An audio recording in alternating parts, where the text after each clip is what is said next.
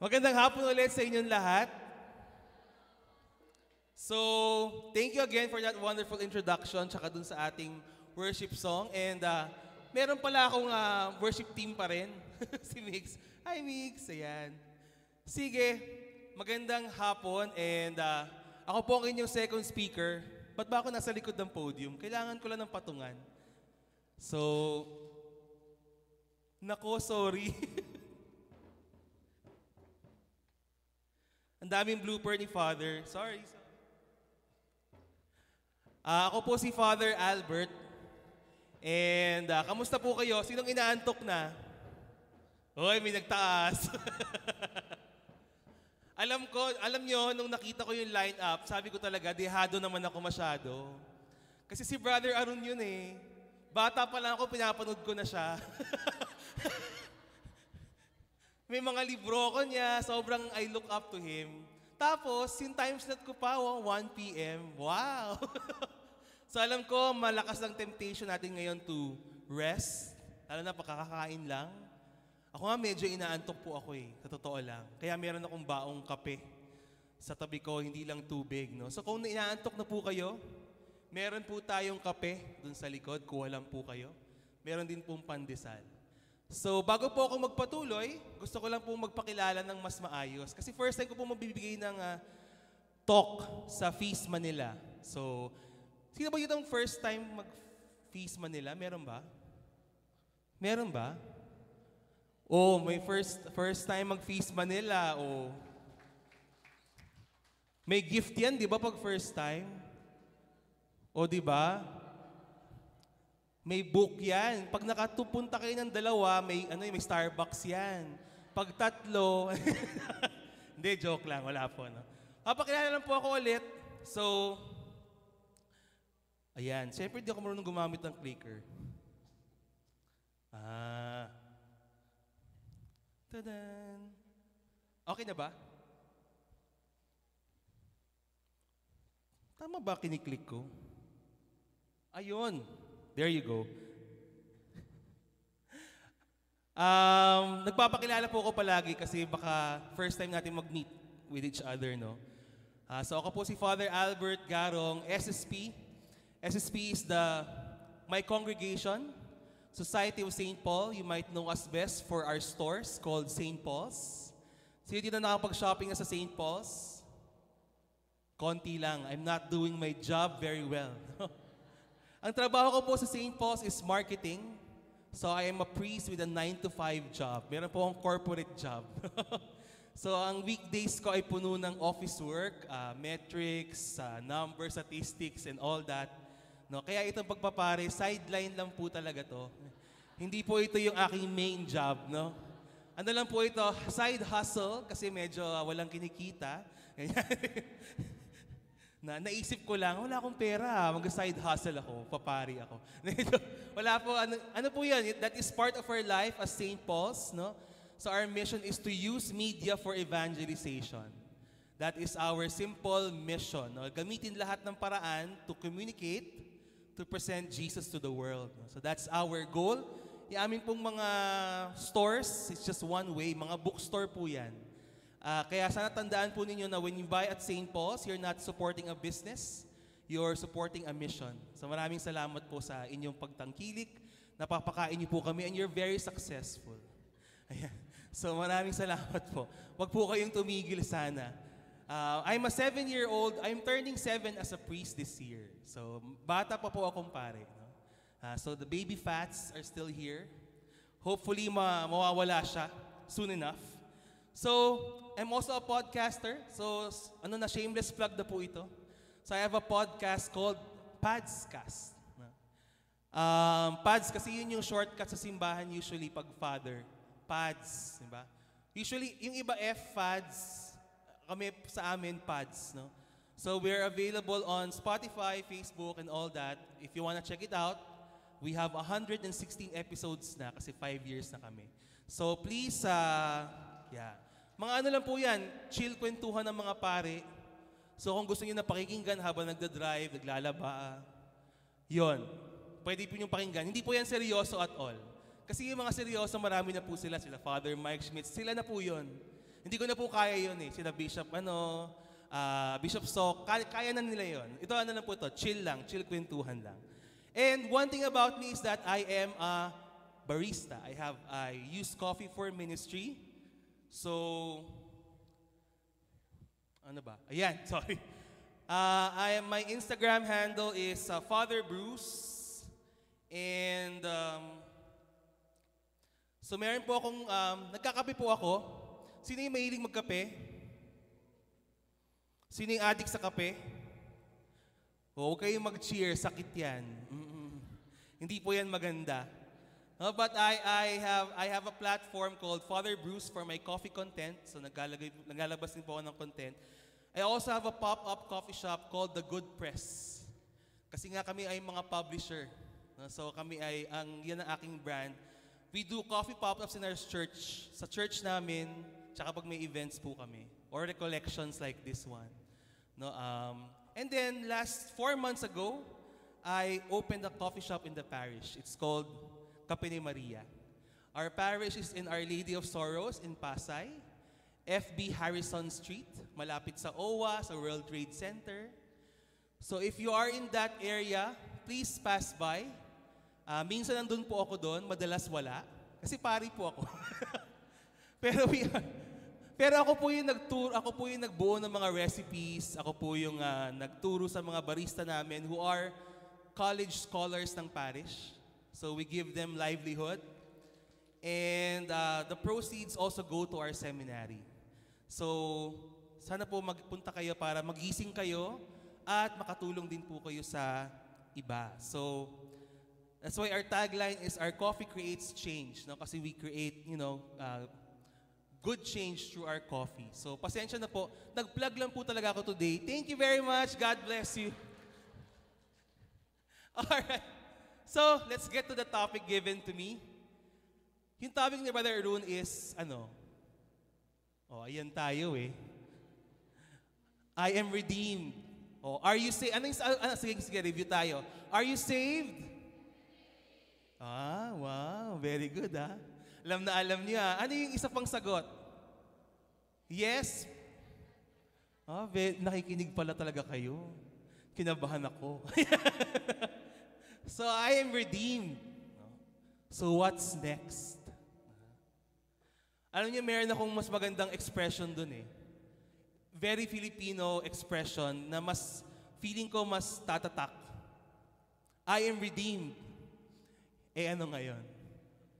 Di ba? Masarap itanong yan sa tao eh. Pag may sinasabi sila, Father, ganyan. Ano ngayon? Father, ganyan. Ano ngayon? So kaya yung tanong ko nyo, okay, you are saved. Ano ngayon? Anong meron doon? Anong nangyari?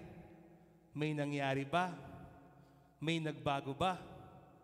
Kasi it's easy to say, I am saved. Pero saan po yun nakikita? Saan po yun nararamdaman?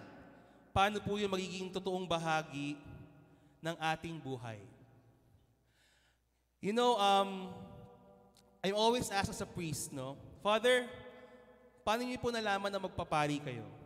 And you might have heard this story before, but I'll share it to you. Nung bata po ako, yan po ako nung bata ako. Cute ba? mataba na po talaga ako, bata pa lang. Pero ang sasabihin ko sa inyo, walang nagsabi kahit kailan na yung batang yan ay magpapare. Wala. Walang nagplan sa isip ko nun. Yung parents ko, they never imagined that they would have a son who would become a priest someday. In fact, medyo pasaway po ako nung growing up. Hindi naman ako problem child, Pero medyo, hindi rin po ako yung sasabihin ng tao na ang bait ng taong ito, ang bait ng estudyanteng ito. Nung high school po ako, mukha po akong bully. Di ba? Pag ganyan nakasalubong mo sa hallway, ang laki-laking mama, parang hihingin yung baon mo, So wala po talaga, wala pong ka-idea, walang nagsabi sa akin. I grew up Catholic. I go to church every Sunday. In fact, my father was a lay minister for quite some time. Pero hanggang doon lang yon. Wala talagang idea at all. Kahit ako. So yung picture na yan, ng 4th year high school po ako, ilang months na lang gagraduate na kami. And I already got into my dream school. Malayo dito eh. Sa Katipunan. So I already got in, mag-e-enroll na lang ako. But September 13 to 15, 20, ayoko nang sabihin yung taon. 2002, yan ang aking 4th year high school. Alam niyo naman sa Catholic school, di ba? Hindi kayo pakawalan niya ng walang retreat. Di ba? Yung mga Catholic school kids dyan, alam niyo yan. Merong retreat. In that retreat, something happened. For the first time in my life, Jesus became a person. I grew up Catholic. I grew up knowing all the rules. I knew all the prayers. Memorized ko yung 10 Commandments. Catholic school eh. Marunong ako mag-rosary. Alam ko yung tama at mali. But in that retreat, Jesus became a person to me. So ang laki ng impact sa akin ng retreat na yon. Sobra. After that, yung mga tao sa paligid ko, parang nawiwirdohan sila sa akin. Kasi parang iba na akong tao. Nung after a few weeks, parang meron lang bumubulong sa akin ng word na seminaryo. Yun lang. Parang, tapos pag nakikita ko sina Father, dati sina Father, nandyan lang sila eh. Hindi ko sila pinapansin. Misa lang sila, mag-homily, tapos. After that retreat, pag nakita ko sina Father, pag alis nila ng misa, pagpasok nila ng pinto nila, I started asking things like, ano kayang gagawin ni Father? Magbabasa ba siya ng dyaryo? Mag-siesta ba siya? So I got very curious about priestly life. Tapos, hinayaan ko lang, kasi nga, clear na yung path ko, ang gagawin ko sa buhay ko. May course na ako, magmamaskom ako. Sayang naman, ang tagal kong pinagharapan yung exam na yun, nag-review school pa ako, nagbayad pa kami. But after a few months, I said to my parents na instead of going to the university, papasok ako ng seminaryo. Nagulat po talaga sila. Yung nanay ko, halos ayaw niyang pumayag. Kasi feeling niya, na-shock lang ako, yung nakakarried away lang ng experience. Kasi all my life I've been saying, I want to become that school, no? Pero, I just said, hindi gusto ko lang isubukan. Gusto ko lang po mag-seminaryo. Yun lang naman eh. Wala nga yung word na pare. Gusto ko lang po mag-seminaryo. I want to try. And I knew in my heart that if I do not give that a chance, I will forever ask myself kung anong meron sa seminaryo. So yun lang ang usapan namin ni Lord. Magse-seminaryo ako. For a year. Just to scratch the itch. Tapos, syempre lahat, hindi makapaniwala. Yung mga kaklase ko, lalo na yung barkada ko, nung sinabi ko, magse-seminaryo ako next year, hindi na ako tutuloy sa school. Wala talaga nag-react. Wala. Tahimik silang lahat. Kasi hinihintay nila yung punchline. Akala nila nag-joke ako. Yung iba sa kanila hanggang ngayon, hinihintay pa rin nila yung punchline. Hindi talaga kapani-paniwala. So, I'm sharing that because sa buhay ko, yung ngayon, napakalaki nung difference. Sa buhay ko, when I said that Jesus is my Lord and Savior, when a reality in my life literally changed direction. Nag-iba. talagang nalihis, no? Na iba ang aking takbo ng aking buhay. So now I want to ask you, yes, you love Jesus. Yes, Jesus loves you. Yes, you are saved and forgiven. Ano ngayon?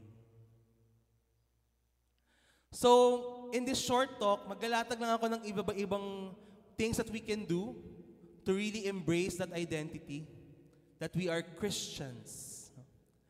Naalala ko nakikinig ako ng podcast the other day, ang ganda ng insight ng speaker. Sabi kasi niya, the word na Christian, pag tinanong ka, are you a Christian? Kayo nga tanong ko kayo, are you a Christian? Sino dito ang Kristiyano? Taas ng kamay. Ba't di lahat? Meron bang hindi Kristiyano? Pwede walang problema.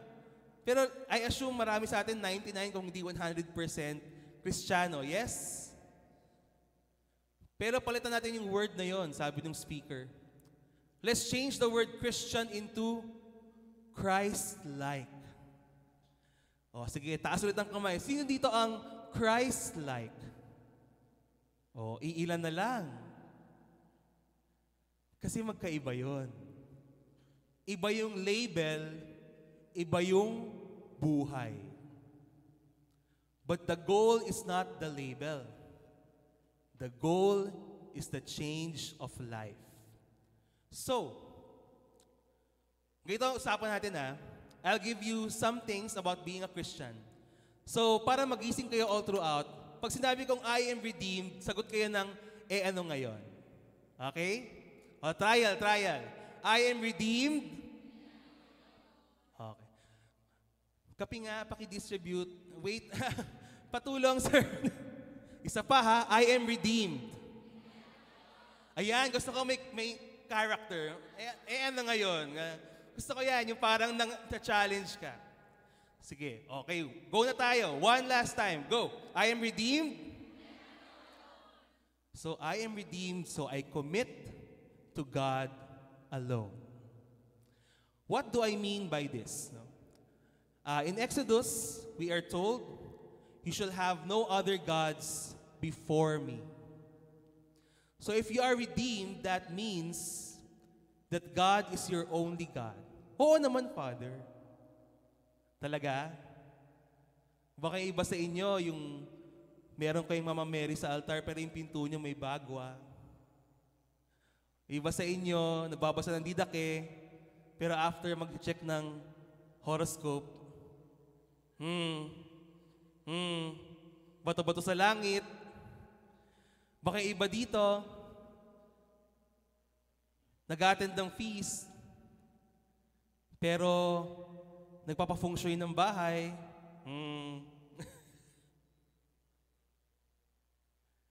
Common na common yan sa experience ka sa priest. Yung Holy Family, merong pets. Nakita na yung pets ng Holy Family sa altar. May golden pusa. Sabi ko, ay, ang cute. Meron na palang pets. So, cat person pala si Joseph. Okay. Meron pa. Merong palaka.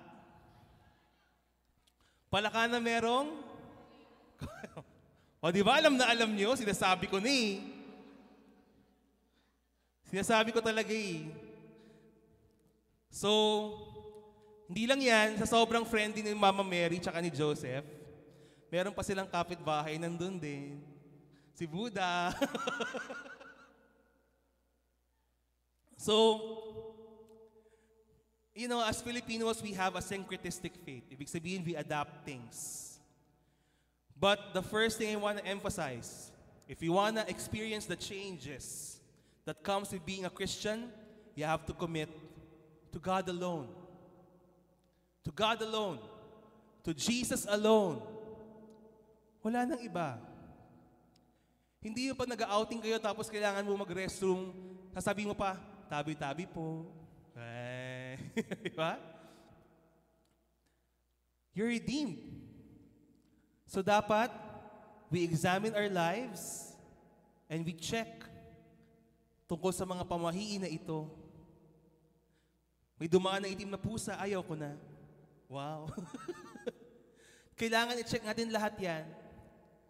Kung may part of you that still wants to check the movements of the planets, diba, may isa akong friend, biglang sinabi sa akin, ay, naku, bad trip, masama loob ko bukas. Kasi yung Mercury nag-align sa Jupiter, gano'n.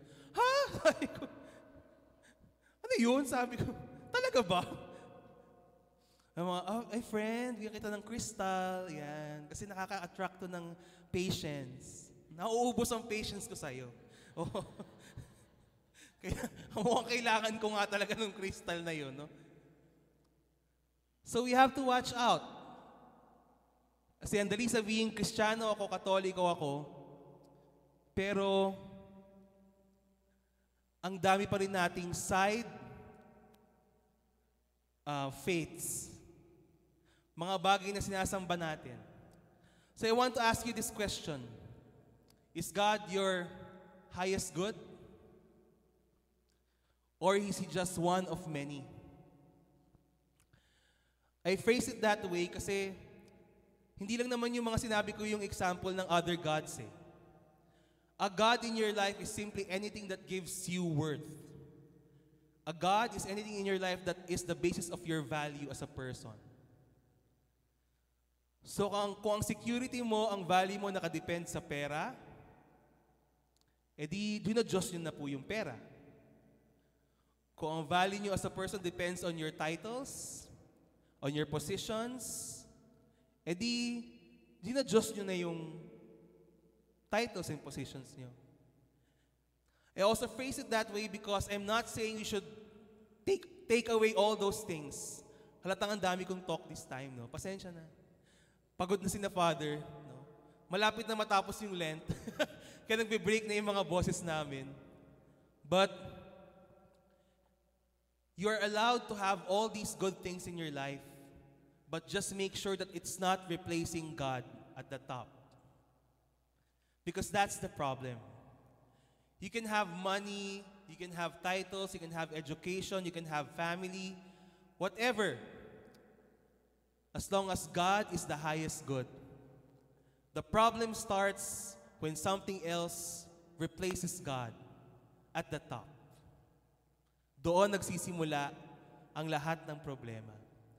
And sana maalala natin that no matter what happens, nothing will give us satisfaction. Only God. Sabi nga ni St. Augustine, our hearts are restless until it rests in God. Favorite ko yan. Favorite saint ko rin to, liban kay St. Paul. Siyempre St. Paul muna. Baka tanggalin ako sa kongregasyon ko.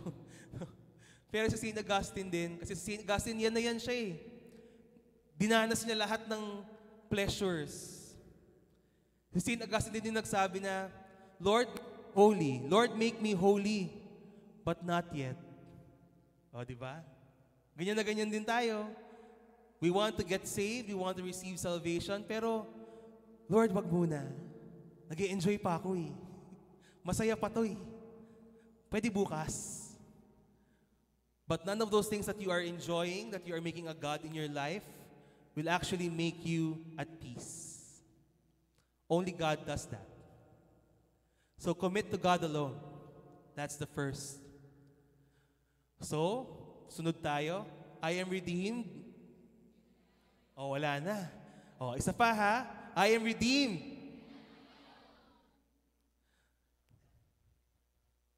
Lumaktaw ba? So I want to know Jesus more. Eto, mahalaga to. I am redeemed, so I want to know Jesus more. Alam niyo yung nangyari sa akin nung nag-retreat ako nung high school? Gumigising ako ng, kasi yung high school ako, sa Paranaque ako, sa Las Piñas ako pinanganak eh. Nag-aaral ako sa isang school dun, sa BF. So, school service, bus.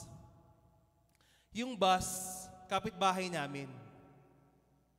So, ako yung unang sinusundo. Ako rin yung huling inahatid. So, ang gising ko pag umaga, 5:30 in the morning. Kasi by 6:15, aalis na yung school bus. Ganun kaaga ako gumising nung high school ako. Kaya parang prepared na ako for seminary life eh. Sa seminary, ganun din. 5:15 nag-a-alarm ang aming bell. Nung nangyari yung retreat, one of the immediate things that happened was I wanted to create time to read the Bible, to pray. So instead of 5:30, I started waking up at 4:30 a.m. Gigisingin ako ng nanay ko, wala nang tao dun sa kama. Because I would like to read. Yung devotion time. Meron akong didake, o di ba? Feaster by heart na ako noon pa. Meron akong didake, meron ako ng mga devotional books, daily bread, kasama na rin. Ganyan, 365 days with the Lord. Siyempre, St. Paul's yun eh. Okay. And I would read. That's one of the immediate things. Dahil naging tao si Jesus sa buhay ko, gusto ko siyang makilala. So if you want to experience the good that comes from being redeemed, you want to have that desire to know Jesus more. Because you want to be connected to Him. Sabi nga sa Gospel of John, pakibasa nga.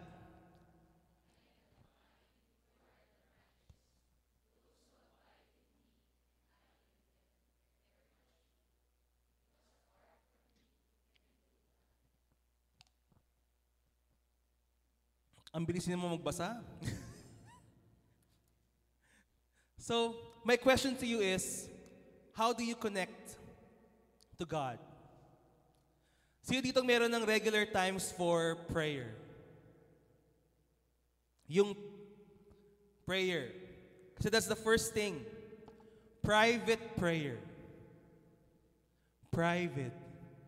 Ibig sabihin, hindi siya yung prayer that you do with the community. Hindi siya yung prayer that you do with your family. But on your own time, you spend time with Jesus. Sino may ganon? So meron. Good, good, no? That's good. Kung wala, I'm not here to shame you. This is an invitation. Private prayer is crucial. Kung gusto niyo maranasan yung fruits of salvation, you have to want to desire, you have to want to spend time with Jesus. Through prayer on your own. Basa kayo ng Bible, makinig kayo ng... Hindi pala pang ganun yung podcast, no? Masyado kami magulo eh. Pero yung hollow, mga prayers, read the scripture of the day, feast app, nagbanggit pa ako ng ibang app. Sorry po. Yeah, feast app pala, no? Feast app, no? You can use all that for your private prayer. And this is non-negotiable. Lalo na yung mga nakikinig dito na servant na, pakiusap, hindi po ito napapalitan ng service. Ako nga, pari na ako eh. Ako yung nagmamas. Hawak ko si Jesus. Kinakain ko si Jesus. Iniinom ko si Jesus. Face to face kami magkita ni Jesus tuwing nagmimisa ako. Pero my mass does not replace my need for personal, private prayer time. I say that with conviction kasi yan ang naging sakit ko nung bago kong pare. Akala ko my service will replace my prayer. Hindi pala ganun yun. So I want to remind din yung mga servants natin na nagsiserve sa inyo sa recollection na ito, no? Your service should never replace time with the Lord, personal time with the Lord. That is non-negotiable. Next is, of course, study. You want to know Jesus more, so please read the Bible and look for resources online that can help you know Jesus. Or you're being here in this recollection means that you want to know Jesus more. Sabi nga ni St. Jerome, ignorance of Scripture is ignorance of Christ. Yung mga Bible nyo ba, katabi lang ng Buddha at ng pusa, naka-display lang sa altar? Yan kasi yung stereotype ng mga Katoliko, di ba? Yung Bible maganda, gold-edged, galing St. Paul's, yes. Pero, naka-enthroned lang sa altar. Display. Ignorance of Scripture is ignorance of Christ. If you want to know Him more, please open your Bibles more. Kaya physical Bible pa yan or digital Bible. Of course, important is also sacraments. I'm so glad na sa feast meron na kayong sacraments. Hindi lang misa, minsan may confession pa. And I hope that that is something that you start to learn to cherish. Naalala ko nung bago pa lang ako sa feast, palagi kong reklamo, pag misa, wala pang tao. Pero pag talk na ni Brother Bo, puno na yung PICC. I'm so happy to say na hindi na ganun ngayon. Kitang-kita ko talaga na na-develop na yung mga attendees to this sense na mahalaga din ang misa. And I want to emphasize this to you. Mass is the highest form of worship. Nothing comes close. Kung mag-top 100 tayo ng forms of prayer, yung 1 to 99, Holy Mass yun. Sa 100 pa lang papasok yung ibang forms of prayer. Wala siyang katumbas, my dear brothers and sisters. So please, make that a non-negotiable in your life.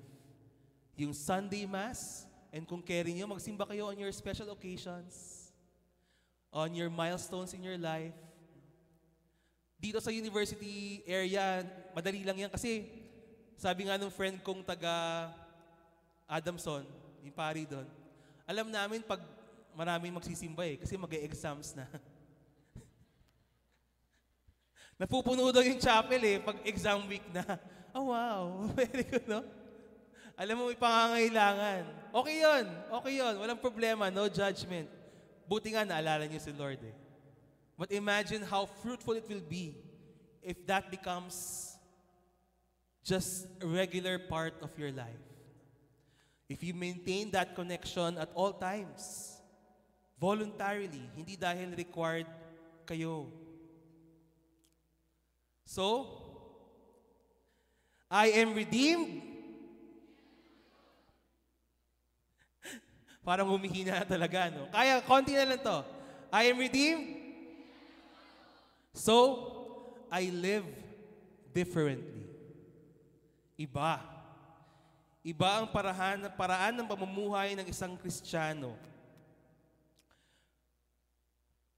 After this week, Easter na. And one of the most important truths that we have is that we are an Easter people. We live in hope. Sino ditong may pag-asa? Hindi lahat. O sige, sino dito yung parang nanganganib na yung pag-asa? Oh, di ba? Honest, okay yan. No? But we are an Easter people. Kailangan nating matuto mamuhay ng may pag-asa. And hope isn't just something in your life, it changes your life. Hope means that we live not by circumstances, but promises. It means that yung security mo, yung peace mo, yung kasiyahan mo, hindi nakabase sa nangyayari sa buhay mo. Because it's not based on circumstances. It's based on promises. Whose promises? Yung mga politiko ngayon?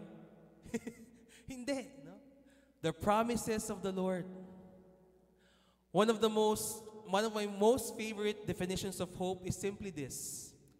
Hope is believing that anything and everything that happens to you, God can use for good. Anything and everything that happens to you, God can use for good. Because that is His promise. So kaklaruhin ko lang, hindi si Diyos, hindi si Lord ang may kasalanan ng mga nangyayari sa buhay natin. Choices niyo yan. Choices yan ng mga tao sa paligid natin. Choices yan ng mga nasa leaders natin, kaya pumili kayo ng maayos na leaders. Choices yan ng mga ninuno natin. how they took care of nature, and all that. Hindi si Lord yan. But whatever is happening in your life, in God's hands, that can be used for your good. You also have to qualify that your good means your salvation. Not your comfort, not your preferences. To God, His priority is how to save you. Kaya kahit maganda yan, pleasurable yan, comfortable yan, advantageous yan sa'yo, but it will not lead you to salvation, ba't niya ibibigay sa'yo yun? Hindi makakabuti sa'yo yun eh. Kahit anong pilit mo, hindi niya ibibigay sa'yo yun. Unless talagang kunin mo. You grab it for yourself. And God respects our freedom. Sabi ni Lord, hindi pa yan yung boyfriend mo. Hindi, excited ka mag-boyfriend eh. O, diba? Si Father, nananakit. Hope also means that we live not by plans, but purposes. Ang nakakatawa sa atin kapag lumalapit tayo sa Diyos, hindi naman tayo humihingi ng bagay. Nagpapa-approve tayo ng plano. Kasi kunyari, in prayer mo, Lord, sana pumasa ako sa board exam. Pero hindi lang naman yun eh. Ang laman ng prayer na yon, lahat ng plano mo sa buhay, nakalatag na. So basically, what you're asking the Lord is, Lord, approve my plans for my life. But our God doesn't do that. He works based on His purposes, not our plans. Finally, we look not at outcomes but fruits. Alam niyo nung nagbukas ako ng kape ni Maria, hindi ako nakakatulog. Kasi ganun pala yun, pag meron kayong, well, hindi ko siya business, pero I'm involved in it, parang lahat iniisip mo. Lahat ng senaryo, iniisip ko. Nakahiga na ako, pero 2 o'clock na ng umaga. Gising pa ako. Kasi lahat ng senaryo, iniisip ko. Yung mga klase kong overthinkers dyan, kaway-kaway, kasama ako dyan. One of the things that really assured me was that I'm not looking for outcomes. I'm after the fruit. Opening a coffee shop for me gave me a chance to learn faith. Sabi ko nga, yung pagpapari ko, ang dami nangyayari, marketing, podcasting, barista. Sa totoo lang, yung sa pagbabarista, ako talaga nakaranas ng walking by faith, not by sight. Kasi araw-araw, iba yung nangyayari. Minsan may kita, minsan wala. Minsan buong araw ka doon, walang darating. Minsan, hindi ka dapat magbubukas. Nung nagbukas ka, puno. Talagang si Lord ang bahala. No? So, sa akin, yung fruit ng ginagawa ko, yung binibilang ko. Yung mga taong nakausap ko. Alam niyo sa coffee shop namin, may mga nangungumpisal dyan. Hindi habang gumagawa ng kape, ha? Weird yun. By the way, yung penance mo, Siyempre, pupunta kami sa loob ng simbahan, magko-confession kami doon. May mga nag-park dyan, kakatok sa bintana, Father, pwede magpa-bless ng kotse. Wow! Bili ka muna. Or sige, bless, no? Why do I do coffee? It's simply this. It's not for the money. It's not because it's my passion. I love it. But I'm doing it because it's my way of being available to people. It's my way to show na yung pare nandyan. And if you want to talk to him, he's there. And you can ask.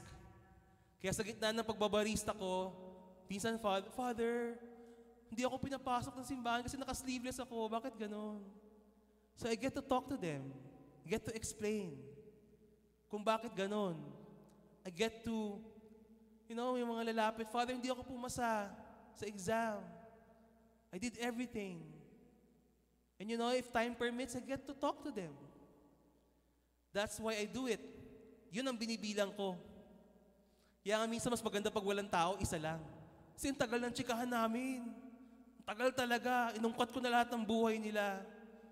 Tapos, hindi ko naman kailangan sabihin si Lord eh. But I trust. Si Lord nang bahala doon. Na ang mahalaga, nakausap nila si Father. Presence. So important. Also, hope means that, saan na ba ako? Ayan. We know that all this ends with God's victory. One of the most beautiful definitions of hope I also believe in is that hope is the belief in a happy ending. And I believe sa talk ni Brother Arun kanina, na-spell out niya na yan, di ba? Si Lord, He gave the beginning, He gave the end. Yung middle lang yung depende pa. Pero yung ending nito, guys, alam na natin, this will all end with God's final victory. So I hope that also encourages us to live boldly. Yung aking coffee shop, again, that is my leap of faith. Kasi sa totoo lang, hindi lang siya risky because of commercial things or kung kikita, economy, but it also is risky as a priest. Kung alam niyo lang kung ilang beses akong tinanong ng mga kapwa ko, pare, ano ginagawa mo? Bakit ka nag-coffee shop? Ano yan? Okay ka lang. Pero yun talaga eh. And, trusting that this is God's dream makes me bold. And make leaps of faith. Which brings me to my next point. I am redeemed. Ayan, I love it. No? Ang taas, no? So I love boldly. I am redeemed, so I love boldly. And here, I want to emphasize loving others. To love God is to love God and our neighbor. And alam niyo, sino ba yung neighbor natin? Sino? Sa Bible, pag sinabing neighbor, it literally means the person next to you. Sobrang radical nun. Kasi yun lang ang definition eh. Ibig sabihin, kahit sino yan, basta katabi mo, siya yung neighbor mo. Ibig sabihin, kahit anong sitwasyon mo, kahit anong sitwasyon nyo, siya yung katabi mo eh. So, sino yung mamahalin mo? Yung neighbor mo. To love God is to love God in our neighbor. In the person next to us. I love this point about hope that given to us by St. Augustine. Pakibasa nga.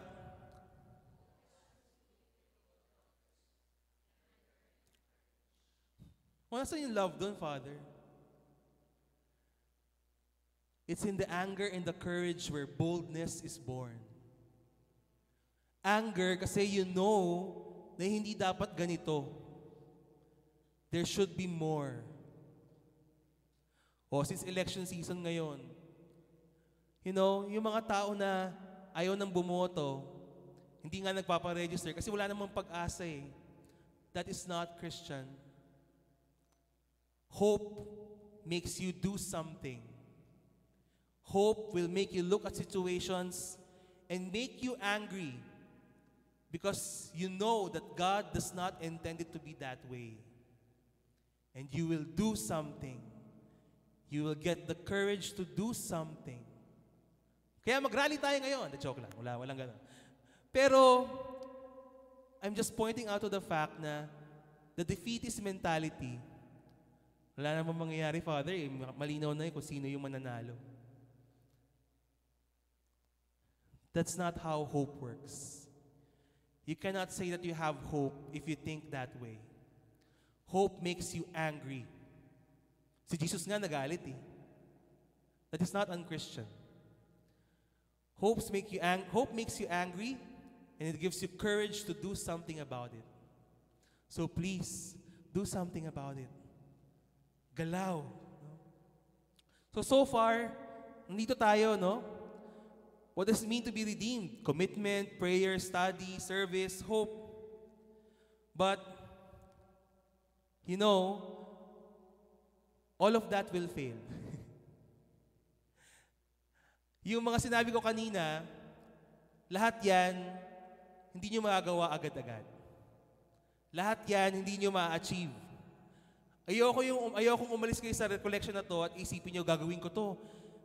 Magbabasa ako ng Bible at 4 a.m. Magkikinig ako ng podcast. Podcast, gawin nyo yan. No? Lahat gagawin ko. But you can't do that, no? Hindi nyo magagawa yan. So,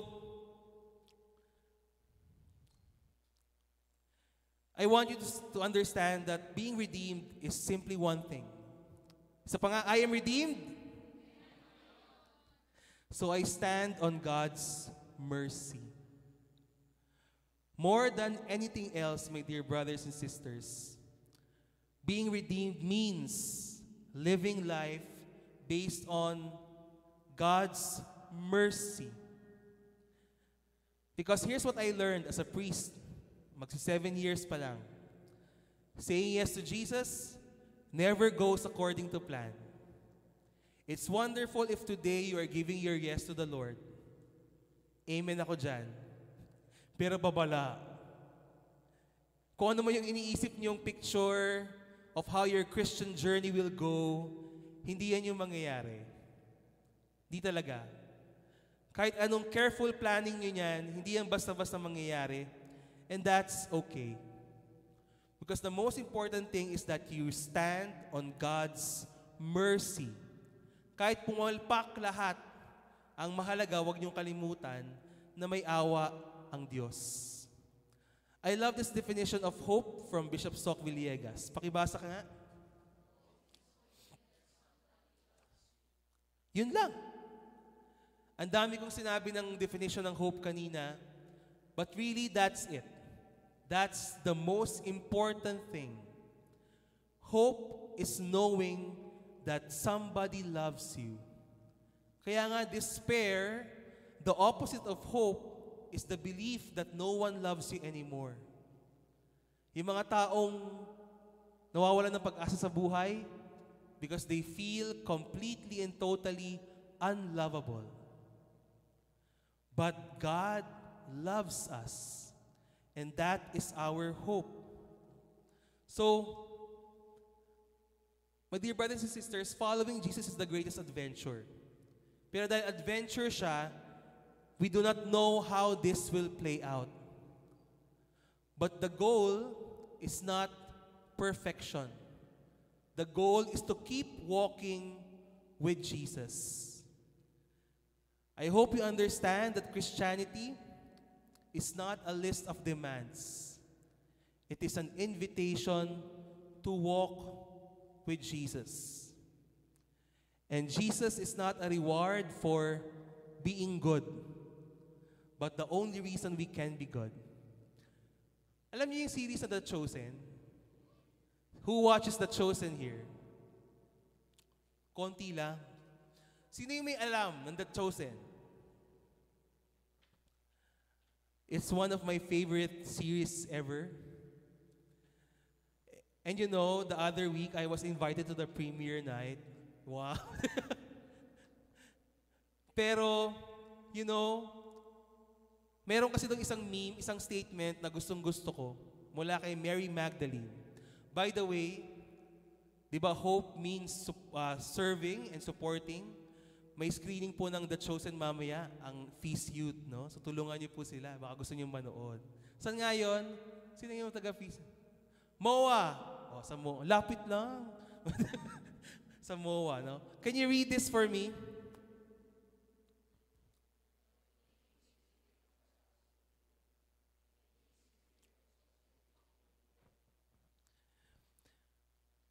We cannot be holy without Him. Why do we follow Jesus? Not because He's a reward, not because we want to get benefits, but He's here because He's the only reason we can be good. Yung tao sa picture si Mary Magdalene yan. And she said that to all the apostles. Kasi feeling nila, they have to earn their right to be disciples. They have to be holy enough. But it was Mary Magdalene who reminded them, hindi ata ganun yun. Baliktad. He's not waiting for us to be holy. He's here because we cannot be holy without Him. So, the most important thing I want you to remember is this. And one last time, I am redeemed. I am redeemed, so Jesus is my friend. Somebody said once, friends are the family we choose. And that makes sense, di ba? Yung mga kadugo ninyo, wala kayong choice dyan. Kahit gusto niyo minsan may choice sana kayo, no? Pero wala tayong choice dyan. But friends are the family we choose. And to Jesus, that's what He does. When we say that Jesus is my friend, we're basically saying, pinipili tayo ng Diyos. Jesus chooses us always. Hindi dahil wala siyang magawa, dahil ginawa niya tayo, kailangan niya tayong panindigan. Hindi dahil kawawa naman tayo, kailangan niya tayong tulungan. But Jesus wants to be part of our life. And that is the most important thing. I hope that our one true constant is that we have a God who keeps choosing us. Isang Diyos na tayo ang pinipili palagi. A God who keeps choosing us. Who wants to be our friend. And that choosing is God's mercy to us. So, I hope that knowing this, we will also choose the Lord. And most importantly, we will choose to receive His mercy. Because the heart of hope, my dear brothers and sisters, the heart of faith is mercy. And I want to promote, of course, as a priest, the most important way to receive mercy, confession. Sige nga, sino dito yung nakapagkumpisal na in the last month? O di ba, iilan lang? Hindi ito shaming. I'm not here to judge you. But I'm here to tell you na you're letting something pass that is so valuable and irreplaceable. Yung mga taong walang pag-asa lalo na, doon kayo pumunta. Kasi doon yung mararamdaman yung pag-asa. Doon yung mararamdaman na yung paghihirap nyo, nababago siya into hope. Dahil pinapatawad kayo ng Diyos. Sabi nga sa akin ng kapwa ko pare, Father, ang role lang natin sa confessional, maging basurahan. Kasi yun naman talaga yung ginagawa sa amin pag confession eh. Tinatapunan kami ng basura. Lahat ng basura. Todo na. No? Hindi naman kayo magtatapon ng basura tapos iiwan nyo yung iba, di ba? Todo nyo. Ang maganda sa confession, lahat ng basurang tinapon nyo, paglabas niyan, grasya na ulit. Pag-asa na ulit. Doon lang yan nangyayari. Nowhere else in the universe does it happen that your trash becomes God's grace. Only in confession. So literally, confession is a factory of hope in this world. Kaya kung parang kulang kayo sa pag-asa, kulang kayo sa motivation, please go to confession. That will really help you, my dear brothers and sisters. So some final words, ano ngayon? Please receive mercy.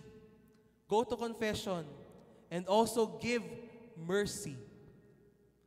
Magbigay din kayo ng awa sa ibang tao, pati na po sa sarili ninyo.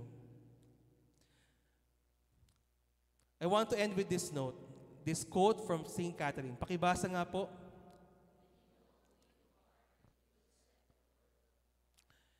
And who are you? You are God's friend. Because God chooses you. So I hope we also choose the Lord. I hope that whatever practices you will do as a redeemed person will be done not because of obligation, but because you want to. Yung latest episode ko, ang guest ko, paring bata, wala pa siyang 2 years as a priest. No? Sinasabi niya sa akin, sabi lang niya sa akin, Father, sa lahat ng to, ang goal ko lang, maging kaibigan ko si Jesus. Kahit anong mangyari, kailangan kaibigan ko pa rin si Jesus. Kaya lahat ng ginagawa ko, dahil namimiss ko na siya. Pag nagpipray ako, kasi namimiss ko na si Jesus. Kasi kaibigan ko siya. At kapag kaibigan niyo siya, lalapit kasi kayo sa kanya ng kusa. Not because you're obliged, but because you choose to do this, because you enjoy being in His presence. So my dear brothers and sisters, I hope that as a redeemed person, you will live differently, that you will live defiantly, because you know that hope never disappoints. Maraming salamat po, and God bless you.